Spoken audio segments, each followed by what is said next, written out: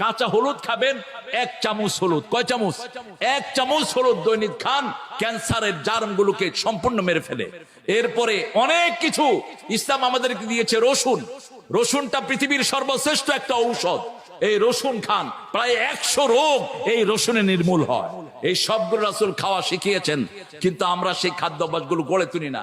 আতিউল্লাহ war রাসূল, রাসূল কখনো এশার পরে খান নাই। বলেছেন ইযা উকিমাতুস সালাত এশা ওয়াল আশা ফাকাদ্দিমুল আশা, বুখারী হাদিস। এশার নামাজের ইকামত হলো আর রাতের খাবার আসলো, আগে রাতে খাবার খাও, তারপরে এশার নামাজে যাও। এশার পরে শুইতে নিষেধ করেছেন রাহমাতাল লিল। এশা খাওয়ার খেয়ে তোমরা কখনো শুইতে যাবা না। রাসূল সাল্লাল্লাহু আলাইহি ওয়াসাল্লাম কখনো রাতের খাওয়ার এশার পরে নিতেন না। সবচেয়ে আইডিয়াল খাওয়া হলো আমাদের শূন্যরা যেটা খায়, মাগরিবের সাথে সাথে রাতের খাওয়া, এটা শেষ করতেন রাহমাতাল লিল আলামিন। রাতে শুধু পানি খেতেন অথবা দুধ খেতেন। আতিউল্লাহ ওয়ার রাসূল।